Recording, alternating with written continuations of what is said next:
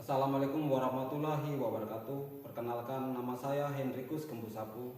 Saya adalah mahasiswa PPG dalam jabatan kategori 2 tahun 2022. Saya merupakan guru manajemen perkantoran di SMK Negeri 1 Ilape, Kecamatan Ilape, Kabupaten Lebata, Provinsi Nusa Tenggara Timur.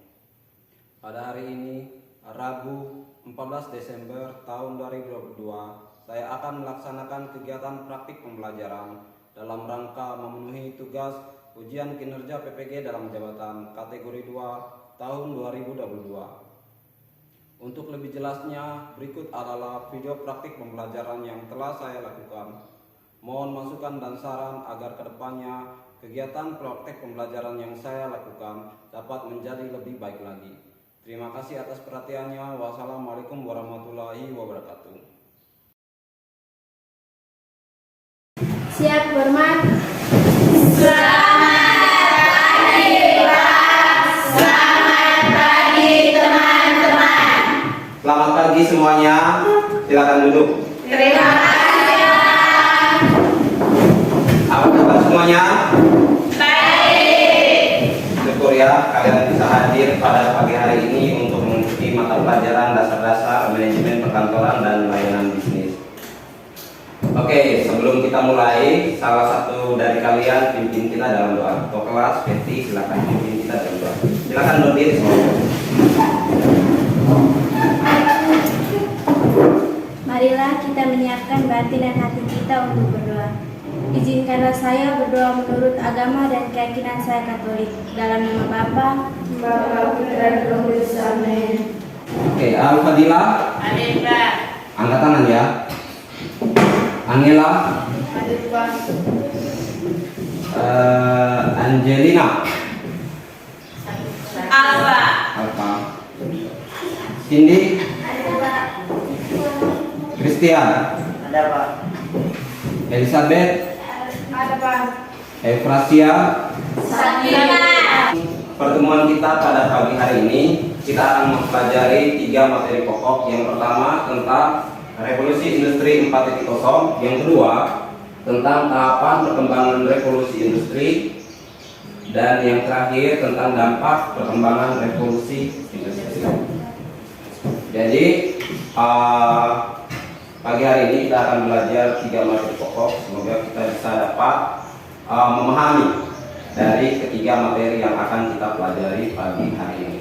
Adapun tujuan dari pertemuan kita pada pagi hari ini, yang pertama, agar kalian atau peserta didik mampu menganalisis definisi revolusi industri 4.0 menggunakan bahasa Indonesia yang baik dan benar. Dan yang kedua, agar peserta didik mampu menganalisis tahapan perkembangan revolusi industri dengan sistematis. Dengan sistematis maksudnya sesuai dengan urutannya. Jadi tahap-tahapannya itu harus sesuai dengan urutannya. Itu maksudnya dengan sistematis. Dan yang terakhir, coba baca. Peserta didik mampu menganalisis dampak perkembangan revolusi industri dengan percaya diri. Perhatikan kedua gambar yang ada di depan layar. Sudah? Sudah Pak. Oke. Pertanyaan yang pertama yang akan Pabul ajukan ke kalian, mesin apakah yang terlihat pada tayangan yang sudah kalian lihat tadi? Oke, siapa namanya ini? Oke. Mesin ketik. Mesin? Ketik. Oke, benar sekali ya. Kita lanjut ya. Ya Pak. Elvi tadi mengatakan bahwa yang terlihat pada gambar tadi adalah mesin ketik. Pertanyaan selanjutnya, kapan kalian melihat mesin yang terlihat pada gambar tadi, yaitu mesin ketik? Kapan tepatnya kalian melihat mesin ketik? Pada saat Elvin masih berada di bangku sekolah, di bangku SD maksudnya, Elvin pernah melihat gambar yang ditayangkan pada layar tadi, yaitu mesin ketik. Ini pada saat kalian SMK, kalian sudah pernah melihat mesin ketik yang tertera pada gambar tadi? Tidak. Belum pernah lihat? Ya. Belum pernah lihat yang pada saat kalian sekarang ini? Belum pernah lihat? Belum. Berarti pada saat kalian SD, kalian pernah melihat dan sekarang sudah tidak pernah melihat. Kira-kira apa yang menyebabkan hal itu terjadi? Oke, Lia, silakan angkat tangan. Jawab saja. Perubahan zaman teknologi. Oke, Lia bilang hal itu terjadi karena adanya perubahan zaman dan Teknologi. betul sekali, ada tentang untuk lihat.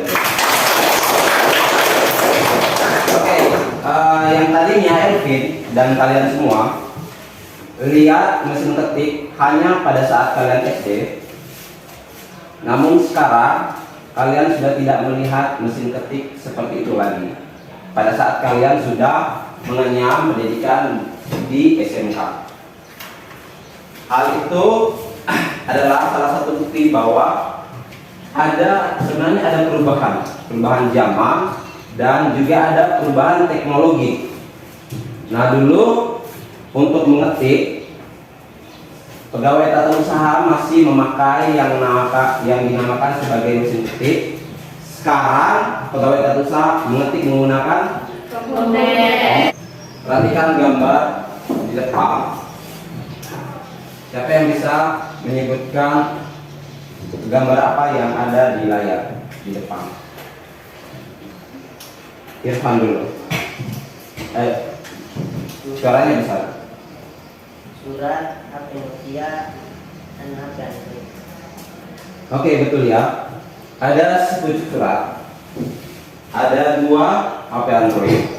Ada HP Nokia dan 2 juga HP Android. ya. Oke. Apa yang kalian bisa simpulkan dari ketiga gambar yang ada di depan layar? Siapa yang bisa angkat tangan? Atau fungsi dari ketiga gambar yang ada di depan layar? Oke, Katie, silakan. Sebagai alat komunikasi. Oke, betul sekali ya. Sebagai alat komunikasi. Jadi, ketiga alat yaitu surat, HP Nokia dan HP Android merupakan alat atau media komunikasi. Ya, jadi ini adalah salah satu contoh konkret bahwa terjadi perubahan zaman dan perubahan teknologi yang kemudian mempengaruhi pemanfaatan alat komunikasi. Jadi alat komunikasi juga berubah. Zaman berubah, alat komunikasi yang kita pakai juga berubah. Nah, ada yang bisa sebutkan gambar-gambar apa saja yang ada di depan ini?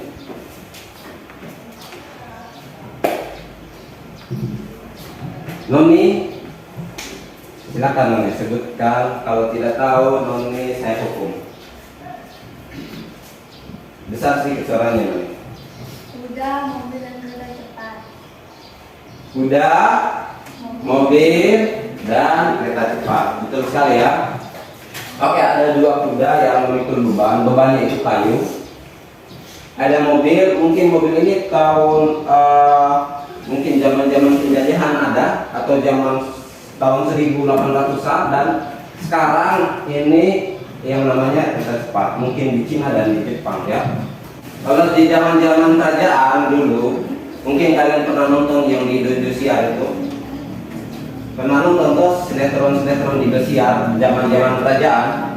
Alat transportasinya masih pakai kuda. Di masa-masa sebelum mobil ada di Indonesia, orang kalau mau berpergian jauh itu menggunakan kuda ya, binatang yang paling kuat dan bisa kita kendarai.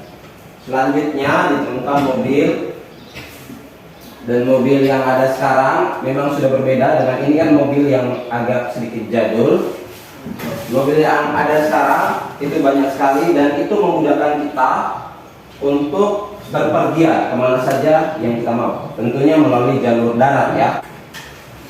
Dan yang samping kanan, paling kanan dari kalian itu kereta cepat. Itu masuk dalam transportasi massal karena kereta cepat itu berfungsi untuk mengangkut manusia dalam jumlah yang sangat banyak.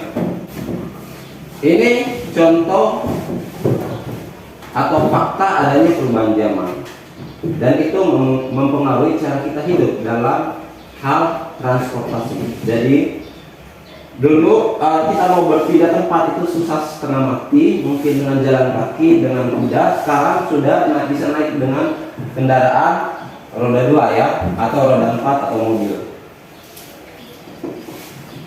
Siapa yang bisa menjelaskan Pak Guru?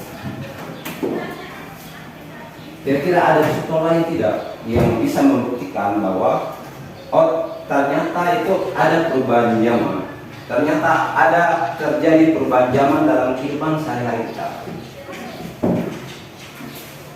Siapa yang bisa memberikan contoh dalam kehidupan sehari-hari kalian bahwa ada bukti bahwa ada perubahan zaman yang kalian alami? Perubahan zaman atau perubahan teknologi ya? Ayo, Bila bisa berikan contoh yang dulu Bila temukan ada, sekarang sudah tidak ditemukan lagi atau sudah digantikan dengan hal yang lain. Suaranya besar.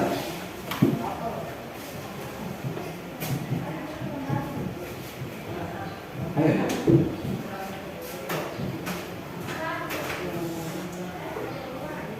Bisa tidak dia? Apa Dila? Dulu pakai pelita, sekarang pakai. Oh, besar sedikit. Bisa tidak dengar? Dulu pakai pelita, sekarang pakai nari. Oke, tepuk tangan dulu.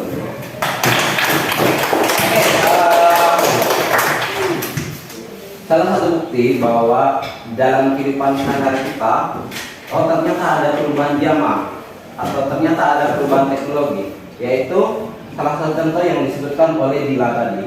Dulu pada saat kita kecil ya, masih digunakan yang namanya lampu pelita. Sekarang sudah digantikan dengan lampu dengan tenaga listrik. Itu salah satu contoh dari dia ya. Oke, ada yang lain yang bisa memberikan contoh fakta? Oke, Lia.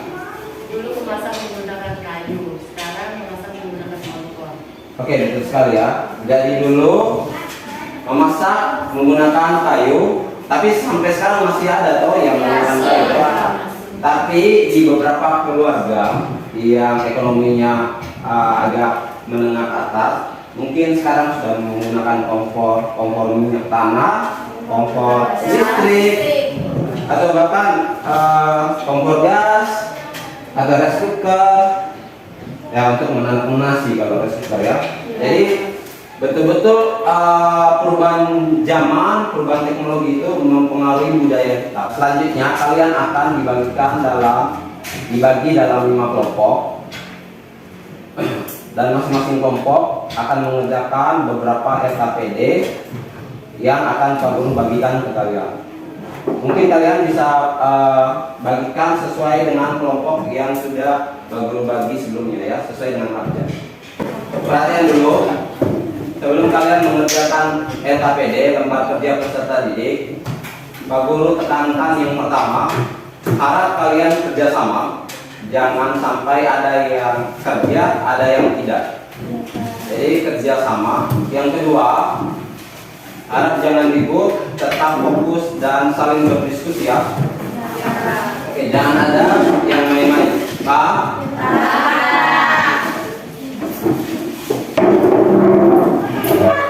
Jadi waktu yang Pak Guru berikan untuk RKPD, mengerjakan RKPD itu sekitar 20 menit. Jadi manfaatkan waktu dengan sebaik mungkin.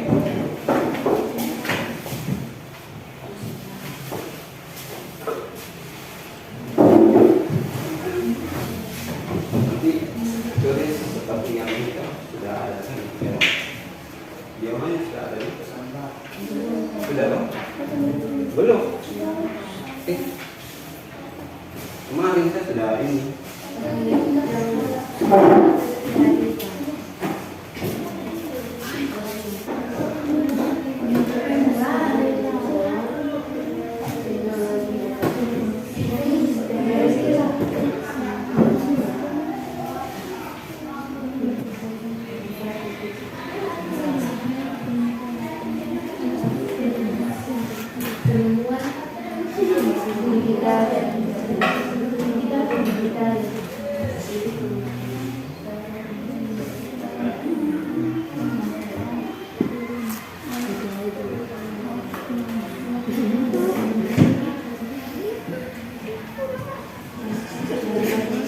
Mendapat dampak adanya revolusi dari revolusi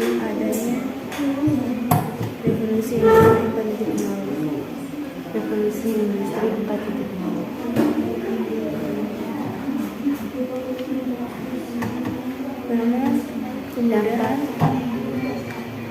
Dampak positif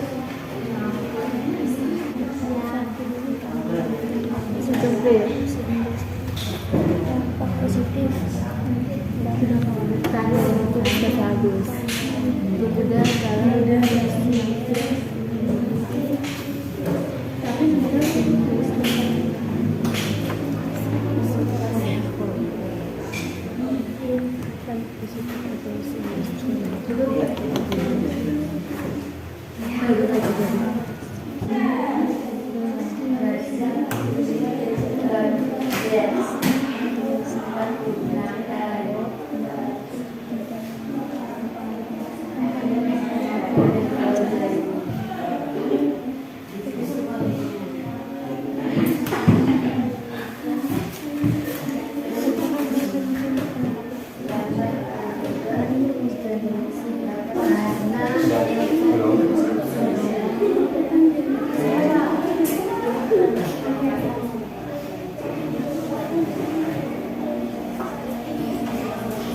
Sudah saja ya.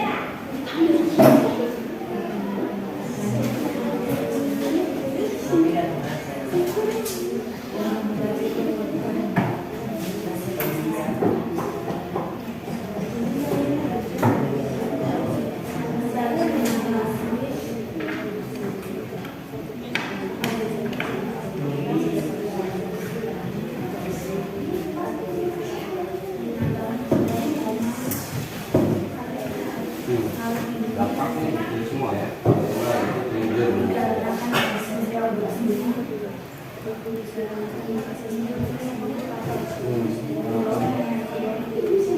Bawahnya itu tuh era revolusi pertama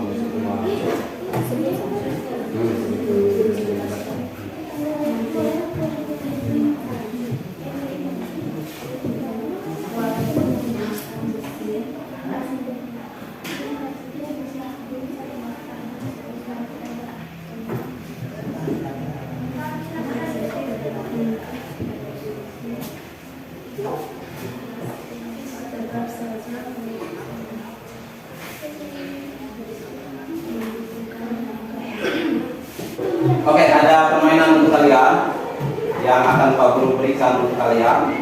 Jadi dengar baik-baik petunjuknya. Petunjuknya itu yang pertama, lupakan masa depan. Lupakan masa depan. Yang kedua, selalu ingat masa lalu. Ya. Bukan ini ya, bukan lupakan masa lalu, ingat masa depannya. Ini terbalik kalau problemnya. Jadi lupakan masa depan, ingat masa lalu. Kalau yang ingat masa lalu itu yang tidak bisa dilupakan, yang tidak bisa move on ya. Oke, kalian perhatikan, nanti harus jawabnya yang benar ya. Ini kan berapa jumlahnya dia? 5. Kalau ini 4. Berarti salah semua. Ulang lagi. Ingat baik-baik clue-nya. Lupakan masa depan. Ingat masa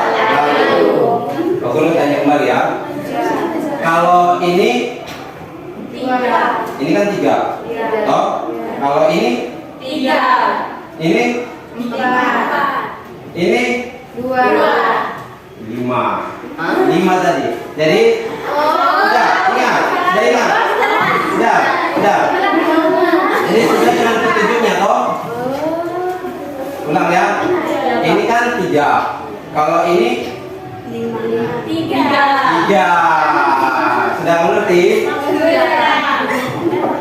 Karena kan petunjuknya itu melupakan masa depan, ingat ya,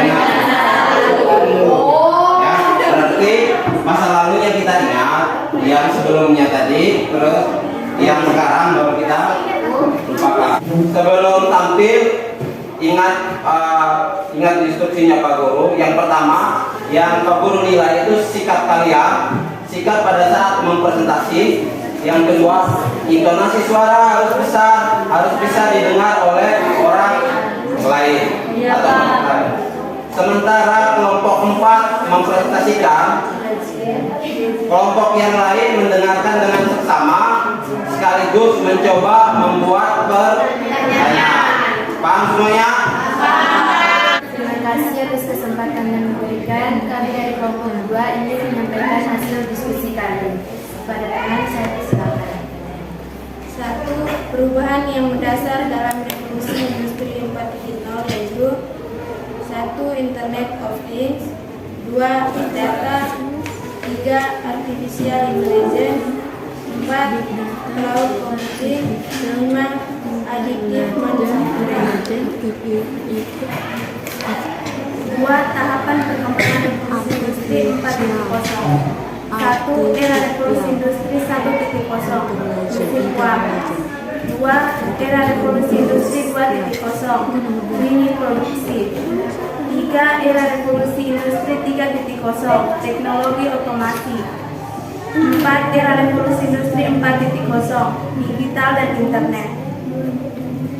Dampak dari adanya revolusi industri 4.0. Yang pertama, dampak positif revolusi industri 4.0. 1.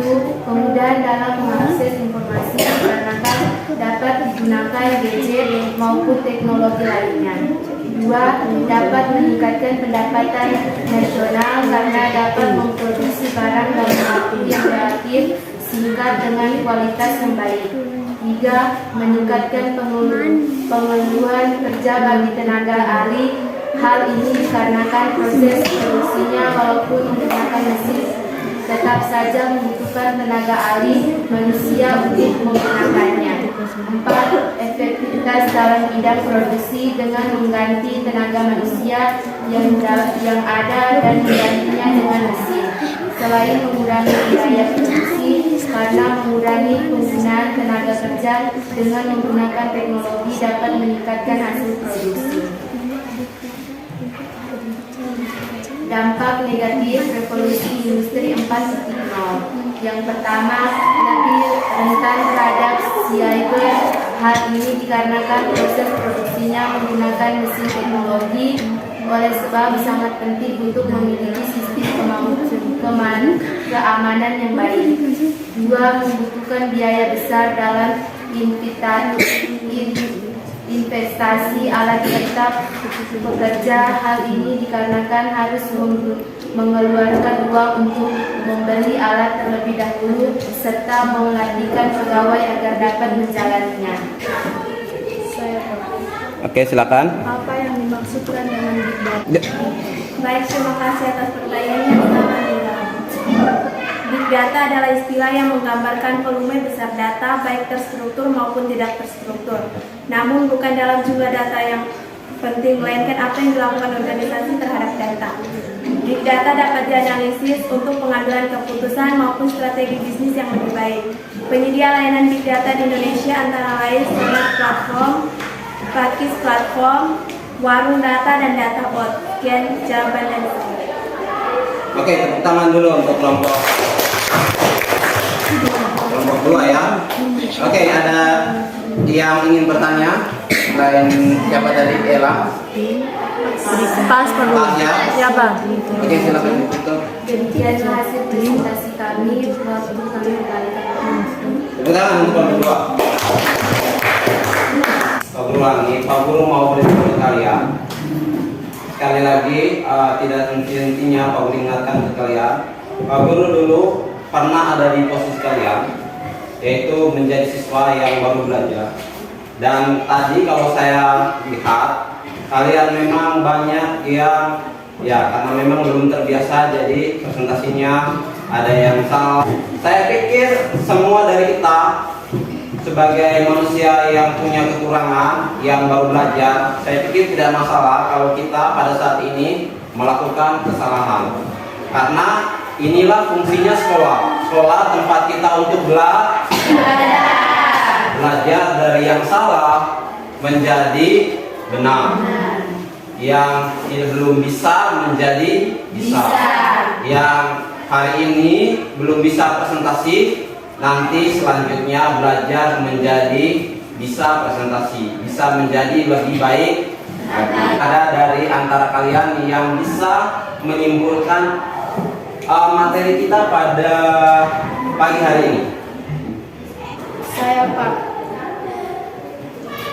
Revolusi Industri 4.0 ini menekankan pada digitalisasi sehingga semua hal yang berkaitan dengan produksi bisa lebih efektif. Contohnya, alih-alih menggunakan flash disk atau hard disk untuk menyimpan data, kini banyak orang lebih pilih memanfaatkan Google Drive dan sejenisnya untuk menyimpan data digital. Oke, tepuk tangan dulu untuk kita. Jadi kita sudah menyimpulkan bahwa revolusi industri itu menekankan pada digitalisasi. Digitalisasi itu berarti proses produksi, lini produksi semuanya dibuat secara digital ya.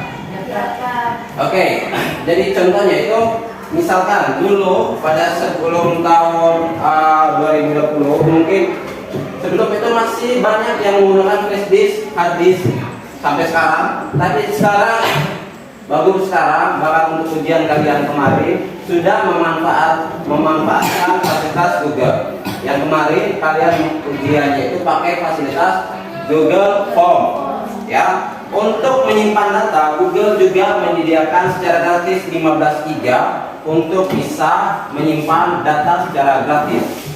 Seperti di HP kalian ada aplikasi Google Drive ya. Kalian juga bisa menyimpan foto, menyimpan video yang kalian punya di HP untuk disimpan di secara cloud ya, disimpan dalam bentuk digital.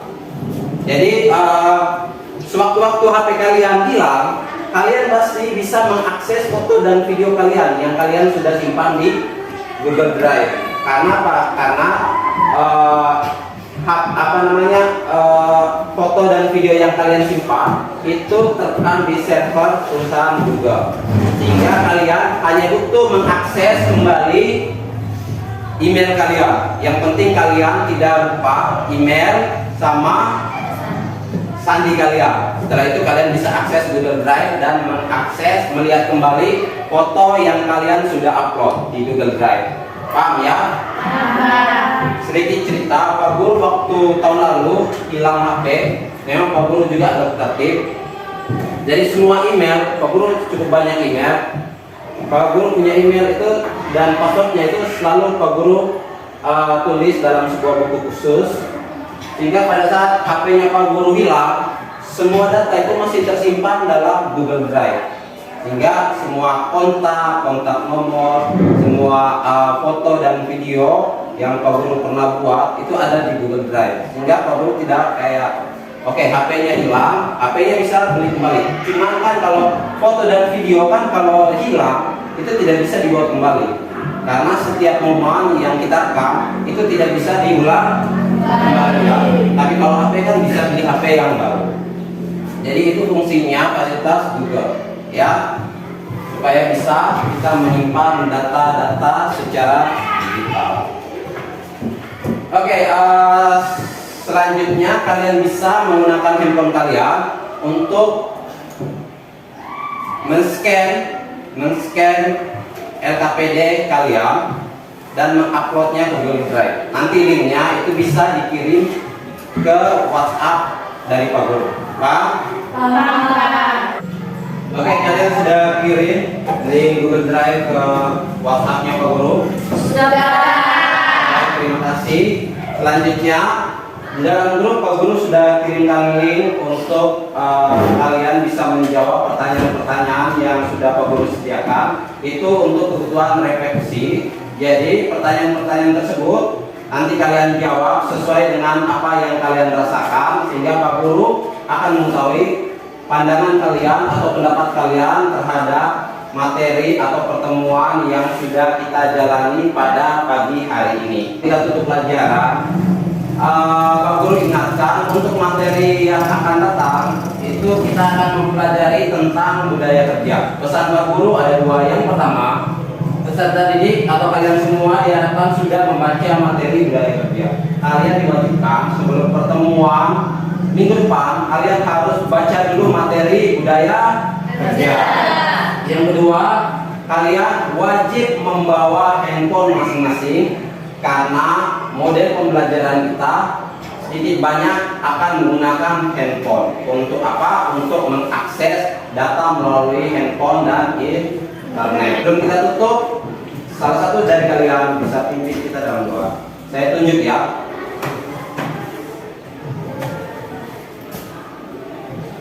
Siapa namanya cowok ini? Irfan. Irfan. Siapa?